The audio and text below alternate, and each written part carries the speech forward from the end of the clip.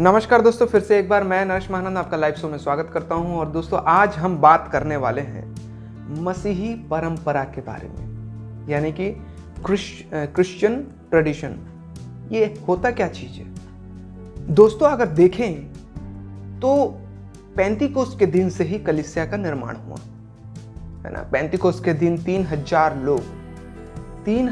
लोगों ने एक साथ बपतिस्मा लिया और पतरस ने बपतिस्मा दिया उन सभी को। और इस प्रकार से परमेश्वर का राज्य आया। जैसे कि कुछ लोग बोलते हैं कि परमेश्वर का राज्य आया नहीं है, वो आएगा। ऐसा नहीं है, परमेश्वर का राज्य आ चुका है पेंतीकोस्त के दिन। यानी कि परमेश्वर का राज्य क्या है?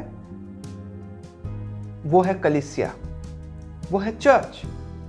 हाँ, लेकिन अभी भी लोग पूछेंगे what is the tradition of Christians, या क्या है ट्रेडिशन, मतलब क्या है क्रिश्चियनों का। तो मैं वही बताने की कोशिश कर रहा हूं कि हम क्या है, अभी कलीसिया में इन्वॉल्व हुए हैं। पुराने नियम हमारे लिए कोई मतलब आत्मिक जीवन में आगे बढ़ने के लिए कोई ऐसा मार्ग नहीं दिखाता जो कि प्रेरित और प्रभु यीशु मसीह ने हमें जो है इसमें गाइड किया है नए नियम में। तो नए नियम की कलीसिया का उत्पत्ति कैसे हुआ? पेंतीकोस्त के दिन। ये पुराने नियम में कोई कलीसिया थी ही नहीं, है ना। नए नियम में ये कलीसिया का उत्पत्ति हुआ जिसमें 3,000 लोगों ने बपतिस्मा लिया। और इस प्रकार से वहां पे कलीसिया का निर्माण हुआ और उसमें परमेश्वर के द्वारा, परमेश्वर के उस राज्य में 3,000 लोग शामिल हुए। और मैं आपको ये बता देना चाहता हूं कि अभी जो है हम कलीसिया में हैं, है ना। हम किस में हैं? कलीसिया में हैं। हम यहूदी नहीं हैं, यूनानी नहीं है, इजरायली नहीं है ना। हम और भी इधर उधर के लोग नहीं हैं। हम अन्य जाति थे और हमें इन्वॉल्व किया गया है according to blood of Jesus. उसके खून के द्वारा हम क्या है, कनेक्ट हुए हैं। किसमें? गॉड ऑफ किंगडम में, मतलब परमेश्वर का राज्य में हम शामिल हुए हैं। और वो राज्य क्या है? वो राज्य है परमेश्वर का ये कलीसिया, है ना। उस कलीसिया में हम शामिल हुए हैं। और उस कलीसिया का नियम क्या है? उसके कोई परंपरा है क्या? उसका कोई रीति रिवाज है क्या? तो अगर हम कलीसिया के नियम और रीति रिवाज को देखते हैं तो जितनी बातें प्रभु यीशु मसीह ने कलीसिया में सिखाई हैं, जितनी बातें प्रेरितों ने कलीसिया में सिखाई हैं, और जितनी बातें पवित्र आत्मा ने कलीसिया में सिखाई हैं, बस उतनी ही बातें हमारे लिए ट्रेडिशन हो सकते हैं, या हमारा नियम हो सकता है, या लॉ हो सकता है। चर्च का लॉ हो सकता है, कलीसिया का नियम हो सकता है, हमारा परंपरा या रीति हो सकता है। लेकिन वो कौन कौन सी बातें हैं? वो ट्रेडिशन क्या है? वो चर्च का, वो कलीसिया का ट्रेडिशन क्या है? वो परंपरा क्या है? तो वो ट्रेडिशन क्या है मैं नहीं बता रहा हूं, बल्कि ये बाइबल बता रही है। According to Bible, what is the Christian tradition. तो ये क्रिश्चियन का ट्रेडिशन क्या है, तो वो आपको अकॉर्डिंग टू बाइबल ही मिलेगा। आप अलग से कहीं से नहीं खोज सकते, या कोई फादर या पॉप या कोई आपका चहिता या कोई आपके रिश्तेदार नहीं बता सकते कि मसीही ट्रेडिशन क्या है, या इतिहास भी नहीं बता सकता, क्योंकि अकॉर्डिंग टू बाइबल होना अनिवार्य है। तो यहाँ पर जो है अकॉर्डिंग टू बाइबल क्या है? अगर मसीही ट्रेडिशन की बात करें तो जितने मसीह यीशु ने सिखाया है, जितना और प्रेरितों ने सिखाया, पवित्र आत्मा ने सिखाया है, बस उतना ही हमारे लिए मसीही ट्रेडिशन है, बोल सकते हैं। क्योंकि देखिए, हमें क्या सिखाया गया है? प्रार्थना करना। पहला ट्रेडिशन, हमारा परंपरा, हमारी परंपरा है, हमारा रीति है प्रार्थना करना। ये याद रखिएगा आप, प्रार्थना करना। और उसके बाद दूसरा है गीत गाना, परमेश्वर की वर्शिप करना, महिमा करना, ठीक है। और उसके बाद दान देना, चंदा कलेक्शन करके हम दूसरे कलीसिया में देते थे। ये ट्रेडिशन है, ठीक है। और उसके बाद क्या है? प्रभु भोज, यानी कि लॉर्ड सफर, यानी कि रोटी तोड़ना, ठीक है, ये भी है। उसके बाद है प्रचार, कि हमें परमेश्वर के वचन को कैसे प्रचार करना चाहिए। तो ये 5 ट्रेडिशन है, जो परंपरा है, जो रीति है, हमें अकॉर्डिंग टू बाइबल हमें मिला है। According to Holy Spirit, according to apostle, according to Jesus Christ, ये सारे लोगों के द्वारा हमें ये 5 ट्रेडिशन मिला है। और भी है, जैसे कि हमें आत्मिक जीवन में कैसे आगे बढ़ना है, और भी है जैसे कि हम किस प्रकार से मसीही जीवन में दुख उठा सकते हैं। ये सारी बातें जो हैं उसमें हमें अकॉर्डिंग टू बाइबल हमें मिला हुआ है। बस इतनी ही बातें जो हैं हमें बाइबल बताती है, और यही है original Christian tradition, original Christians tradition. तो ये जो है इतनी ही बस बातें हैं। लेकिन लेकिन लेकिन कुछ लोग बोलते हैं फसह का पर्व हमें मनाना चाहिए, कोई बोलता है सब्बत का दिन मनाना चाहिए।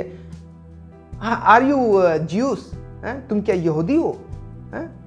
तुम यहूदी हो क्या, इजरायली हो क्या, जो ये सारे चीज तुम मतलब मनाना चाहते हो, है ना?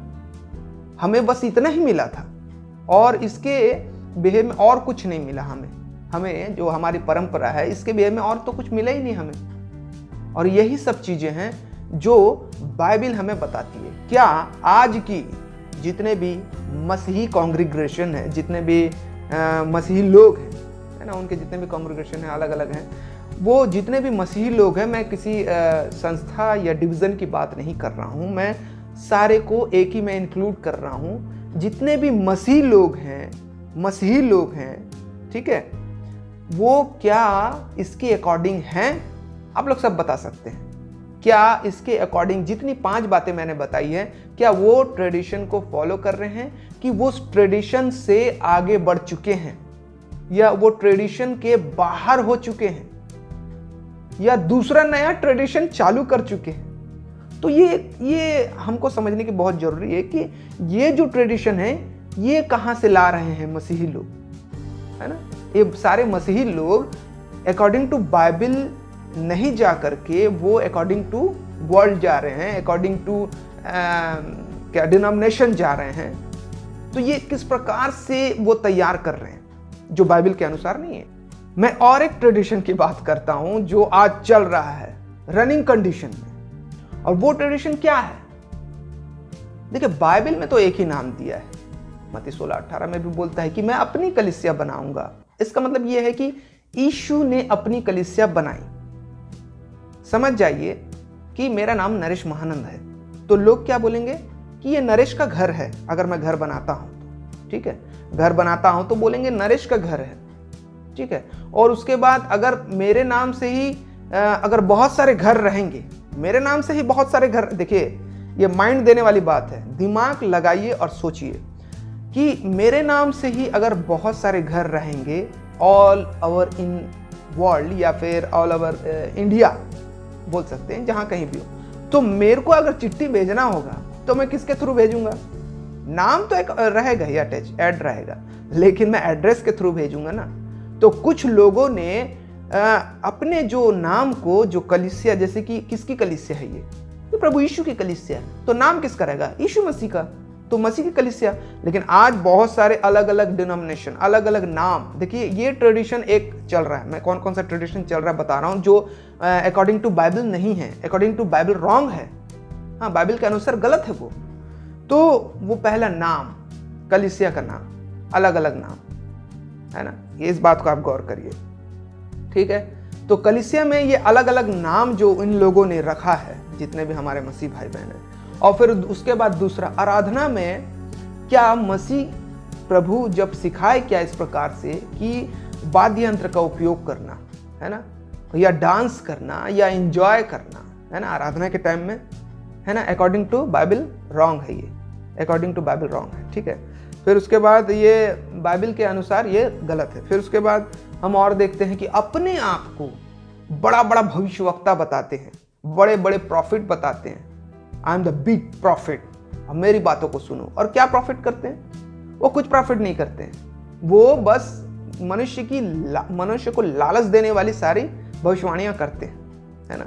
और उसमें आत्मिक जीवन कोई उन्नति नहीं है। फिर उसके बाद अपने आप को अपोस्टल बताते हैं। अरे अपोस्टल खत्म हो चुके हैं अकॉर्डिंग टू बाइबल। अगर हम देखेंगे तो सिर्फ अपोस्टल, लास्ट अपोस्टल था जो है पौलुस को प्रभु यीशु मसीह ने चुना था। तो जो यीशु मसीह के साथ शुरू से लेकर के, उसके बपतिस्मा से लेकर के उसके स्वर्गारोहण तक जो था, सिर्फ वही प्रेरित बन सकता है, और सिर्फ प्रभु यीशु मसीह ही प्रेरित बना सकते हैं। अब बाद में मत्तिया चुना गया था, वो पवित्र आत्मा के द्वारा चुना गया था, और पौलुस जो चुना गया था वो प्रभु यीशु मसीह के द्वारा चुना गया था। इस बात पर आप गौर करिए, है ना, अपने आप को अपोस्टल, प्रॉफिट, है ना, प्रोफेसी करने वाला, भविष्यवक्ता, प्रेरित, ये सब बनाया जा रहा है, ये ट्रेडिशनल है ना। और बहुत सारे रीति रिवाज, त्योहार, क्रिश्चियनों के तो 20 त्योहार आ चुके हैं।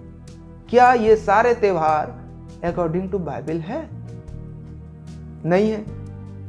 देखिए, ट्रेडिशन यहां पे बन चुका है, त्योहार मनाना, अपने आप को बड़े बड़े नाम और औहदा देना, है ना, ये तो बाइबल में लिखा ही नहीं है। प्रेरित लोग भी अपने आप को कभी कुछ नहीं, बल्कि भाई बोल करके एक दूसरे को संबोधित किया करते थे। मसीह भाई और बहनें ऐसा बोल करके संबोधित किया करते थे आप सभी को। और देखिए, हाँ, यहाँ पे बहुत सारे लोग यीशु की जय, यीशु की जय, यीशु सा, या फिर प्रेज द लॉर्ड, या फिर जय मसीह की, है ना, इस प्रकार से लोग या बोलते हैं। तो मेरे ख्याल से पहले अगर हम वर्ड मिलाते हैं तो वो वहां पे बोलते हैं ग्रीटिंग्स ऑल ऑफ यू, यानी कि नमस्कार या सलाम या फिर नमस्ते, या जिस प्रकार से हम अभिवादन करते हैं, गुड मॉर्निंग या फिर गुड इवनिंग या गुड आफ्टरनून, जैसा भी आज हम अपने यहाँ संबोधित करते हैं, कोई आता है स्वागत करते हैं, वैसे ही वो स्वागत करते थे।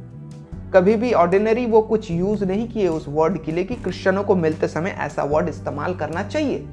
ये सारे चीजों को आप गौर करिए जो कि बाइबल के अकॉर्डिंग नहीं है।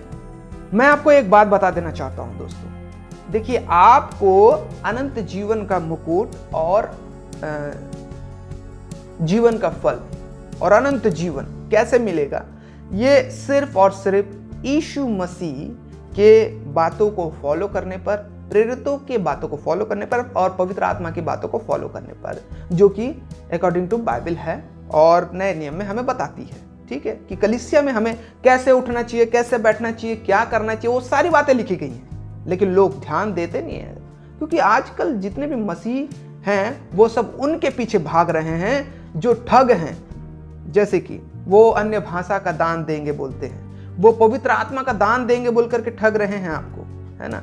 झूठे भविष्यवक्ताओं से बच के रहना है। अन्य भाषा का, देखिए, अन्य भाषा क्या करेंगे अभी लेकर के, क्या करना क्या है आपको? आत्मिक जीवन से अन्य भाषा का तब रिलेशन था जब हमारे पास बाइबल नहीं था। अब हर एक भाषा में बाइबल आ गया है, हर एक भाषा ट्रांसलेशन हो सकता है। और फिर उसके बाद अन्य भाषा का मेरा वीडियो आप देख सकते हैं। उसके बाद जो है यहाँ पे ठगा जा रहा है, भविष्यवाणी करके लोगों से पैसा ऐंठे जा रहा है। फिर उसके बाद यहाँ पे लोग क्या बोलते हैं, पवित्र आत्मा का दान, 8 साल के छोटे छोटे बच्चे लोगों को पवित्र आत्मा आ रहा, वो दूसरे को दे रही है।